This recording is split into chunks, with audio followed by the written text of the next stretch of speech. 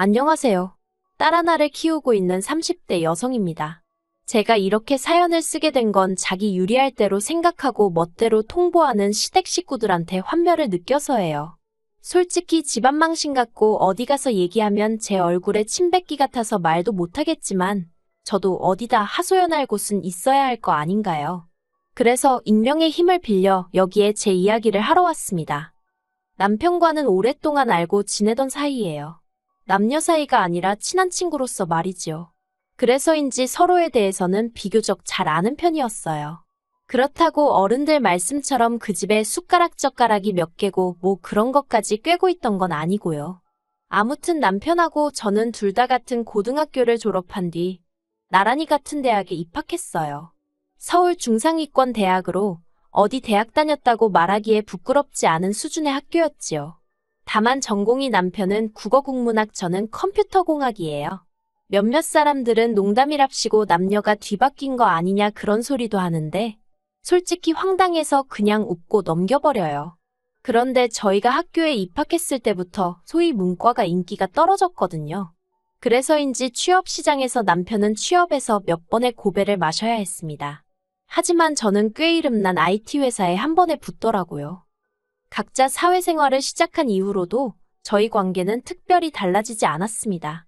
그러다 특별한 계기가 있던 것은 아닌데 알고 지낸 지 10년 차에 연인 사이로 발전하게 되었어요.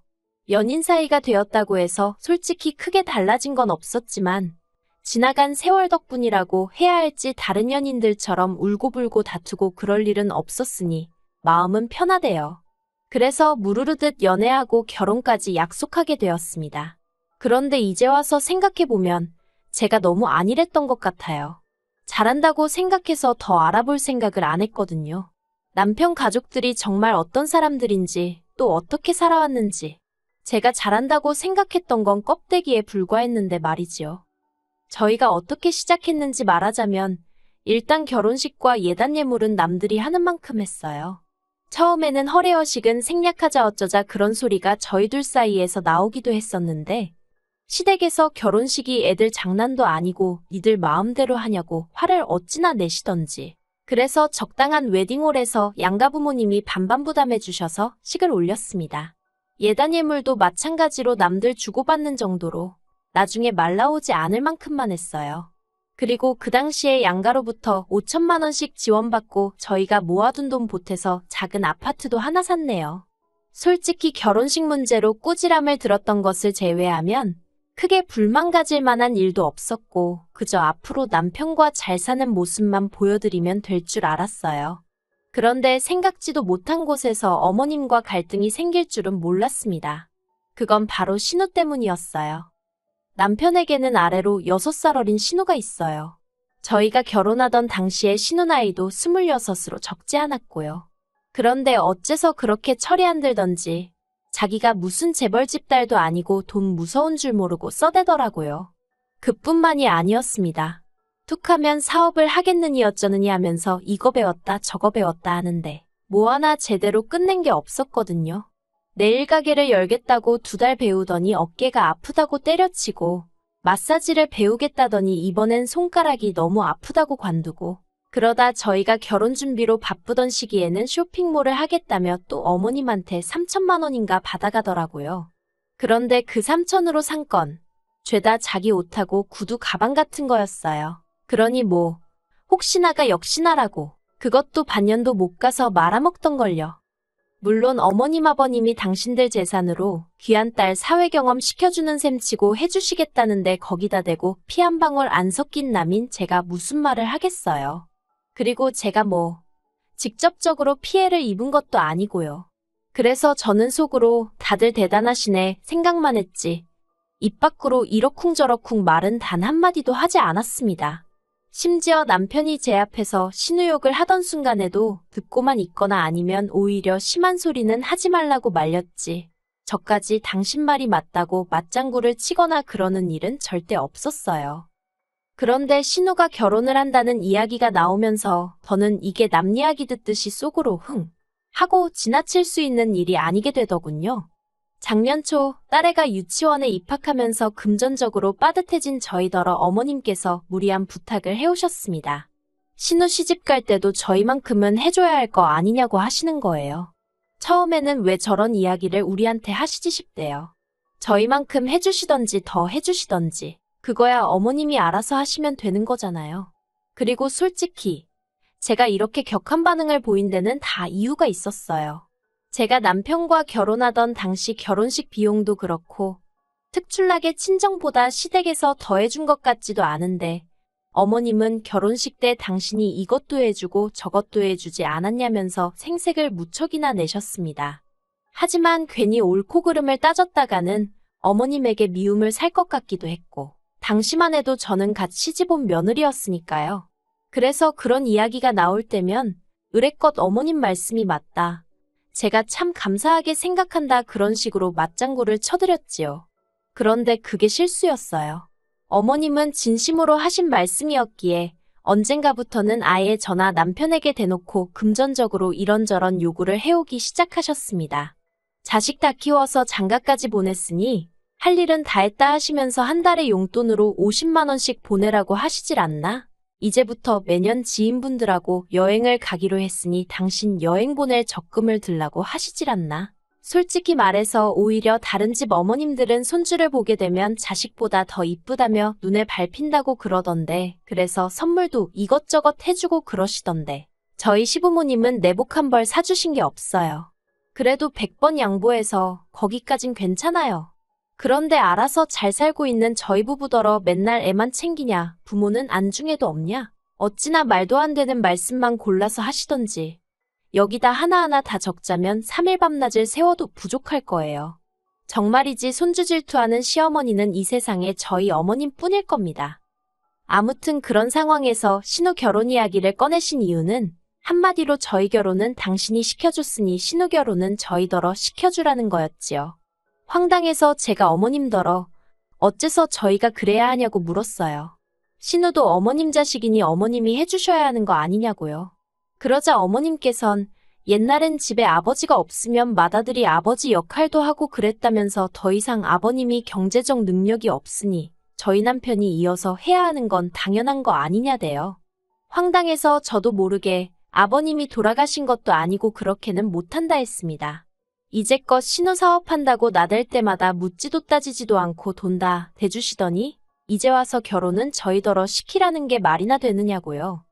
솔직히 제가 시부모님 재산 탐낸다 소리 들을까봐 정말 어디에다 한 번도 말해본 적 없지만 어머님 아버님이 다 쓰시고 돌아가시지 않는 한 남기시는 재산의 반은 저희 남편 몫이라고 생각해요. 그런데 어머님 아버님은 단 한 번도 저희 남편하고 상의하지 않으시고 죄다 신우에게 퍼주셨던 겁니다. 그리고 그럴 때마다 저는 그래 어머님 아버님이 살아계시는 한 두 분이 당신들 재산을 어떻게 쓰시던 그건 내 알 바가 아니다 되뇌었어요. 오히려 서운함을 느끼는 스스로가 한심하게 느껴지기도 했지요. 그런데 이제 와서 다 퍼주고 나니까 정작 해줘야 할 땐 해줄 능력이 안 된다고 그 책임을 저희한테 지라는 게 말이 되나요? 저는 도저히 그 말씀을 따를 수가 없었습니다. 결국 어머님과 저는 그날 앞으로 서로 보고 사내만의 소리가 나올 정도로 크게 다투게 되었습니다.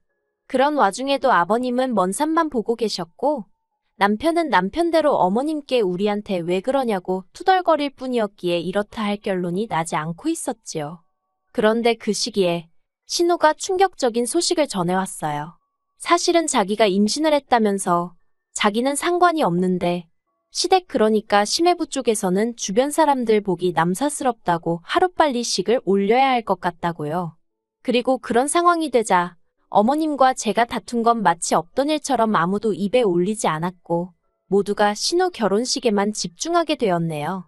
그리고 자세한 건 모르지만 어머님이 어디서 돈을 융통해 오셨는지 신우도 남들한테 싫은 소리 안 들을 만큼 할 거해서 시집을 가긴 갔어요. 받은 건 뭘 얼마나 받았는지 모르겠지만요. 이후로 어머님과는 얼마 전까지 그날의 싸움에 대해서는 한마디도 안 했어요. 명절이다 뭐다 온 집안 식구들이 모인 자리에서도 물론이고 어쩌다 용건이 있어서 하게 된 전화통화에서도 말이에요. 그런데 지난달 아버님 생신 때문에 모인 자리에서 생각지도 못한 소리를 듣게 되었습니다. 신우는 당시 독박 육아로 7개월 된 아들을 돌보고 있었어요. 그런데 이제 애가 발달이 늦어서 뒤집은 지도 한 달 정도밖에 안 되었고 앉아있는 것도 잘 못해서 신우가 잠시도 눈을 뗄 수가 없었던 모양이에요.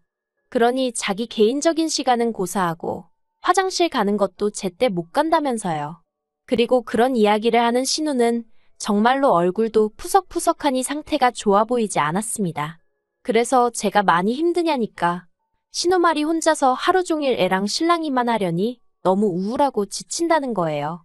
그런 신우에게 제가 요새는 7개월짜리 애들도 어린이집에 가기도 하고 아니면 하루에 한 4시간 정도만 시터를 써보면 어떻냐고 그렇게만 해도 지금보단 확실히 나을 거라고 했습니다. 저는 친정어머니의 도움을 많이 받았지만 제 주변 친구들 몇몇은 그렇게 그 시기를 넘겼거든요. 그랬더니 신우가 돈이 한두 푼 들어야 말이지요 하고 한숨을 푹 내쉬는 거예요. 그리고 그제서야 저도 아차 싶었지요. 제가 남의 남편에 대해서 이러쿵저러쿵 말하기 그렇지만 신우 남편은 경제적 능력이 없는 사람이었습니다. 끈기가 없어서 한 직장에 오래 다니질 못했거든요. 그런데 남들에게 보여지는 것에는 예민했던지라 신혼 초 전세로 들어간 집은 어느새 월세로 돌리고 그 보증금으로 차를 사질 않나 무슨 오픈런인지 뭔지를 해서 1,000만 원짜리 시계를 샀다고 좋아하질 않나. 오죽하면 신우가 없는 자리에서 시부모님 두 분이 차라리 애를 지우라고 할 걸 그걸 기어이 결혼을 시켜서 이 꼴을 보고 산다고 하소연을 하실 정도였다니까요. 아무튼 그렇게 신우가 하소연을 하고 있으니 어머님이 딱하다는 표정으로 신우를 물끄러미 보시다가 저한테 할 이야기가 있으시답니다.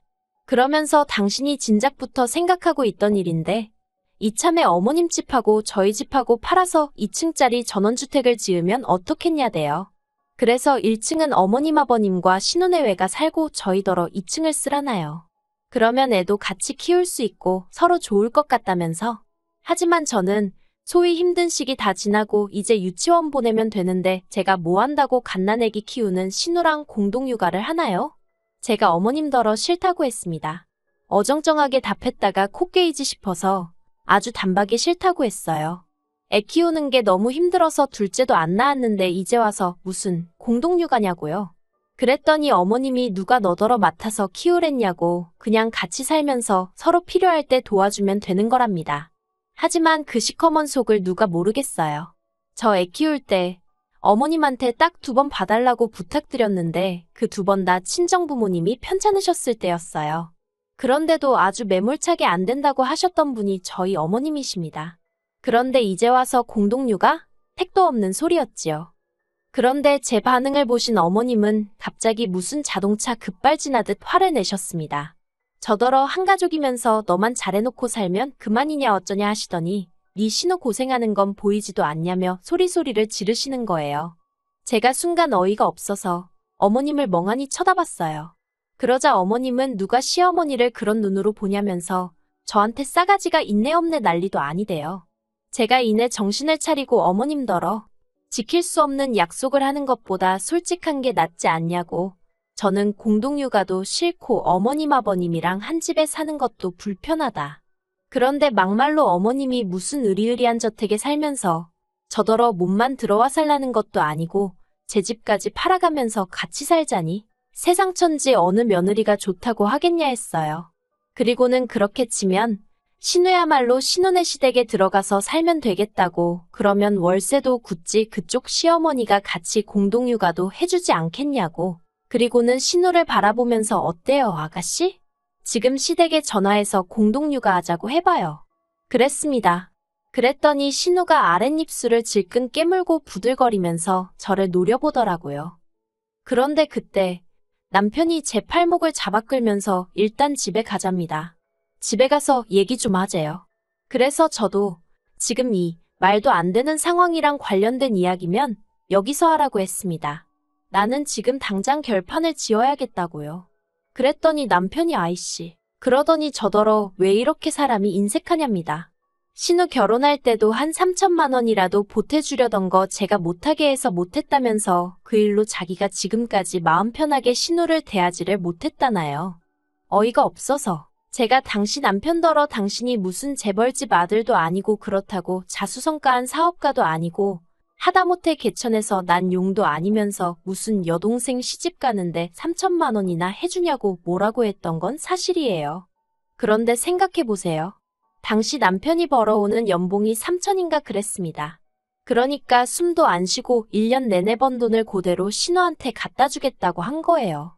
그러면 어떤 와이프가 우리 남편 멋지다고 대단하다고 당장 가서 주고 오라고 그러겠어요? 그런데 남편은 제가 시댁 식구들한테 야박해서 그런 거랍니다. 그리고는 한다는 말이 신우 시집 갈 땐 자기가 저한테 져줬으니까 이번엔 저더러 자기한테 져달라나요? 말 같지도 않아서 제가 남편더러 그럼 아파트 팔아서 당신 목 가져다가 그거 보태서 집 짓고 온 가족이 오손도손 모여 살라고 했습니다. 솔직히 애까지 있는 마당에 저라고 그런 말을 하기가 쉬웠겠어요? 그런데 오죽 답답했으면 저도 에라 모르겠단 심정으로 뱉어버린 거지요. 그리고 다행이라고 해야 할지 남편이 이혼하자는 거냐며 얼굴이 하얗게 질리더라고요. 그리고는 이내 저는 정작 이혼 두 글자는 꺼내지도 않았는데 혼자서 난리가 나서는 어떻게 이혼 소리를 하느냐면서 자기가 순간 생각을 잘못해서 그런 거라며 이혼은 꿈도 꾸지 말라대요. 그리고는 어머님더러 이것 보라고 어머니가 말도 안 되는 소리를 하시니까 멀쩡히 사는 아들 부부도 이혼 소리까지 나오지 않냐면서 하나밖에 없는 손녀 편부모 가정에서 자라게 할 생각 아니면 쓸데없는 말씀은 하지 마시랍니다. 자기도 헛소리를 해놓고 아주 그냥 어머님한테 죄다 덮어 씌우고 있더라니까요. 어이가 없고 웃기지도 않는 상황이었지만 저는 저대로 나서지 않고 가만히 있었습니다. 그리고 결국 집을 팔고 전원주택 어쩌고 소리는 쏙 들어갔어요.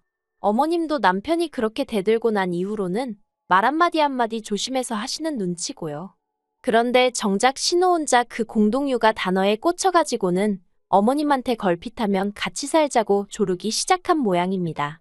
어머님한테 며느리가 이렇게 말해도 될지 모르겠는데 본인 발등 본인이 찍으신 거지요 뭐. 아무튼 저나 남편은 그 일에선 빠지게 돼서 다행인 것 같습니다.